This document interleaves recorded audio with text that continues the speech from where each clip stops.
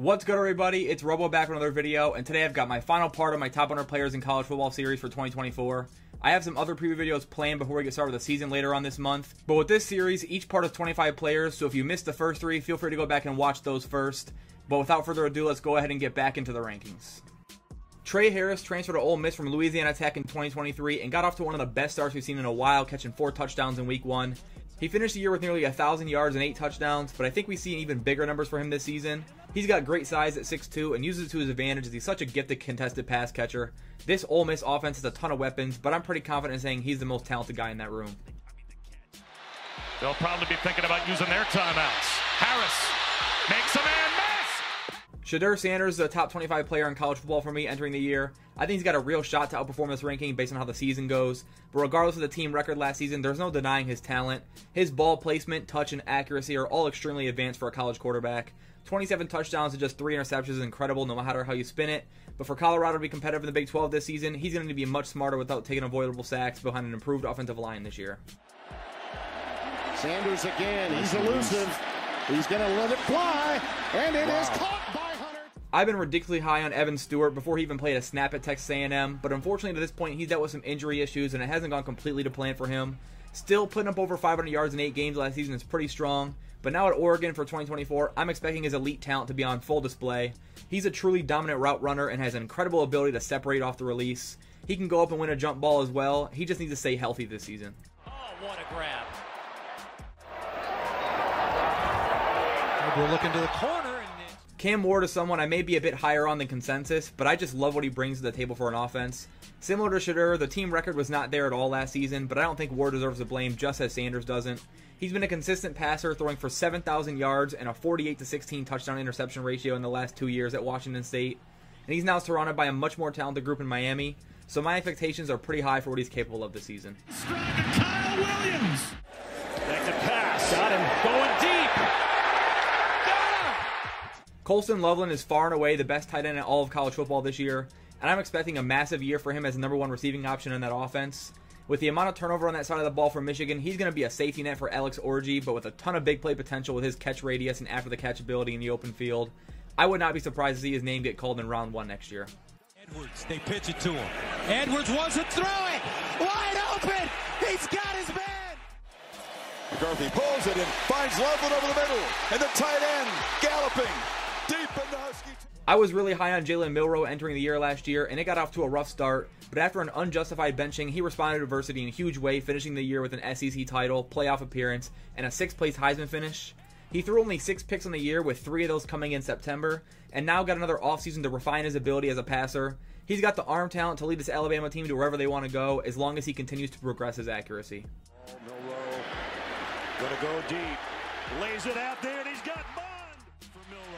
Still looking. Firing. Near corner. It's caught. Kenneth Grant's one of the best defensive linemen in college football, and this should be the year he gets more credit for his level of talent and play. 340-pound linemen should not be able to move as fast as he can, hawking down running backs in the open field. Grant had 5 tackles for loss, 3.5 sacks, and a pick last year for the Wolverines, and now as a true junior will look to explode alongside Mason Graham again and be a first-round pick in 2025. He'll throw it. In trouble. It's Backs up on first down, is pressure and slung down. Dillon Gabriel is one of the most experienced quarterbacks in the country with almost 15,000 career passing yards and 125 touchdowns between his time at UCF and Oklahoma. And this offseason, he joined the Oregon Ducks in hopes of a better opportunity for himself to push for a national title. He is a smaller guy and doesn't have elite arm strength, but he's super mobile and can make all the throws you need out of a dual-threat quarterback, and just has a non-stop winning mentality as a leader for an offense.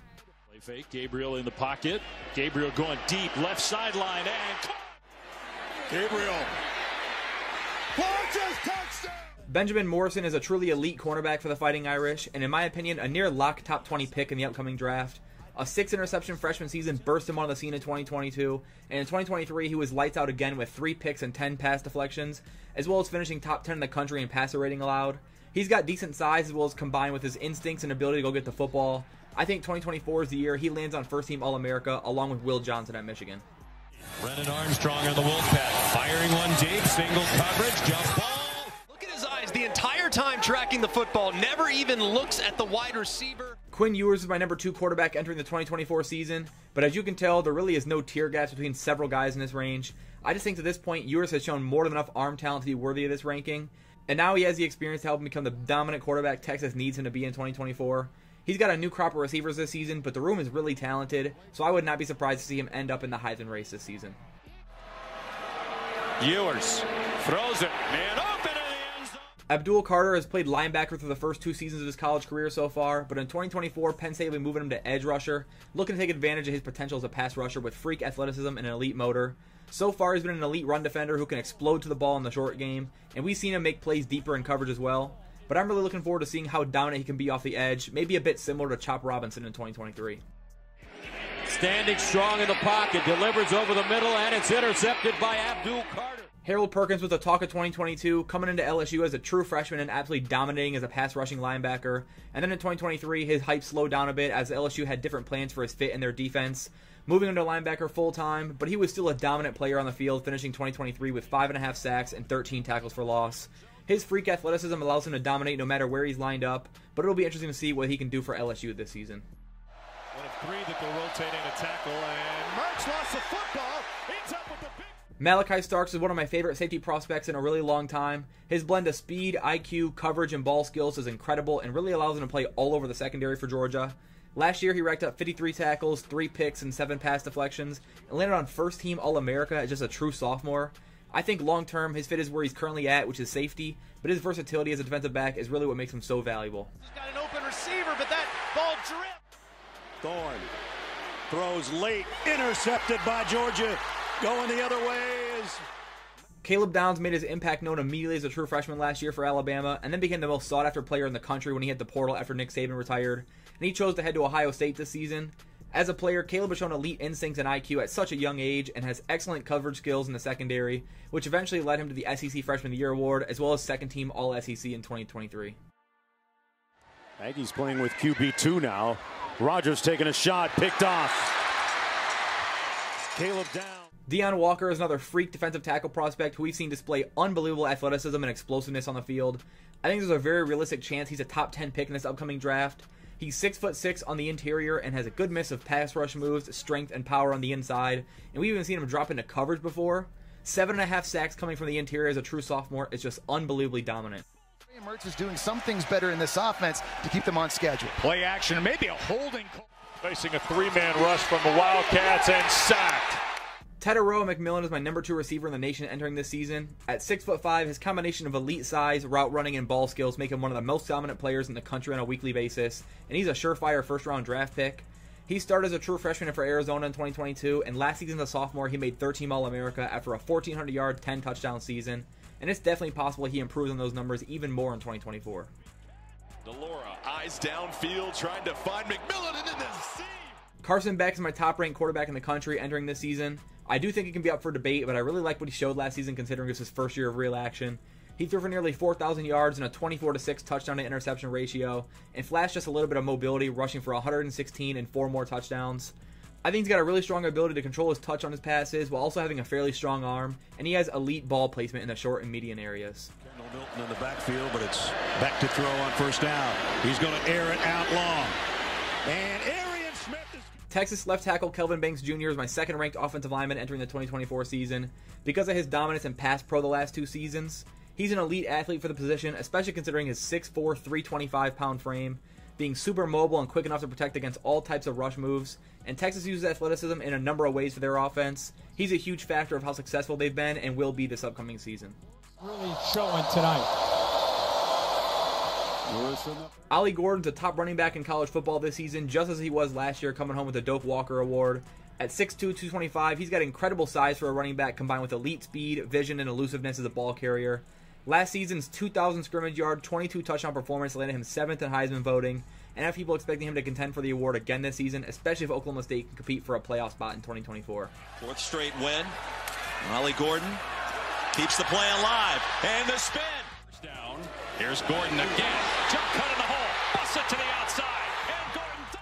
Travis Hunter is a super unique player, as we all know, playing both offense and defense and nearly every snap of every game. And although I don't necessarily think he's a lock for a top 5 at either position, the fact that he's arguably top 10 at both receiver and corner are why he's deserving of being this high on my list. He's got elite football instincts and ball skills on both sides of the ball, and despite not having truly elite top-end speed, he's got more than enough explosiveness and lateral movement to beat anyone to the football. But he's an unbelievable performer, man. That's just tough.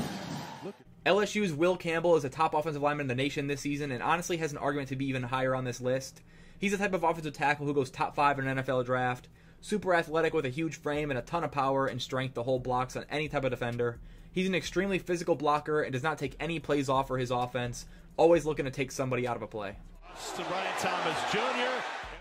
Running back court depleted for LSU. They were down Diggs coming into the game. Luther Burden is this year's top receiver in the country, in my opinion. His absurd blend of athleticism, ball tracking, and elusiveness with the ball is so rare at this level, and a big reason why he put up 1,200 yards and 9 touchdowns last season for Missouri as a true sophomore. The former and second-team All-American is going to be a heavy favorite to be the first receiver selected next April, because even as a primary slot receiver, he can go up and win the one-on-one jump ball against just about anybody. Nice shake and bake, spanning out to Nick Cook. Wide open and Burden again. And fighting for extra yardage. Mason Graham is a freak of nature at defensive tackle for Michigan. Originally a 3-star recruit taken away from Boise State, Mason got playing time immediately and impressed. Across 13 games last season as a true sophomore, he had 8 tackles for loss and 3 sacks and was a complete mauler in run defense. He's a projected top 10 pick this spring, and alongside Kenneth Grant, will be a major factor for the Wolverines' hopes of making the playoffs again this season. Khalid Manis feeling the Pressure. On to the left. McClellan swarmed and dropped it. Been watching him again. Servite High School out in Orange County and Anaheim. James Pierce Jr. is an early favorite to be the #1 pick in the upcoming NFL draft, and he exploded onto the scene last year at Tennessee, racking up 10 sacks, 14 tackles for loss, and a pick 6, landing on first-team All-SEC. What separates him from a typical edge rusher is his slimmer build and freakish speed. His burst off the line and insane quickness to get off his rush moves make him virtually unblockable and extremely versatile for a defense. Whoa, look out from behind. So 3rd and 7. Pressure coming, and the ball's out. Tried from the shotgun. That throw's intercepted. Pierce down the sideline. I'm ranking Michigan's Will Johnson as the best player in the country for 2024. His blend of athleticism and elite technique are so rare at corner. He completely takes away half the field for the Michigan defense and even held his own against arguably the best receiving prospect in several years in Marvin Harrison Jr. as a true sophomore last year. Will was named the 2024 Big Ten Preseason Defensive Player of the Year by the conference, and I have no doubt he'll be able to live up to the expectation on the field this season. Look at Mason Graham push him right back into the quarterback. Ball goes up into the air. He tries to throw it away. 2nd and 10. Take the handoff, and Khalid Manis is going to throw a pick all the way in. That's it for my top 100 players in college football series for 2024. Let me know your thoughts in the comments below if you think anybody's overrated or underrated. Up next, I've got some conference previews coming out soon, so stay tuned to the channel for that. Feel free to like and subscribe if you guys haven't already, and I'll see you in the next one. Peace.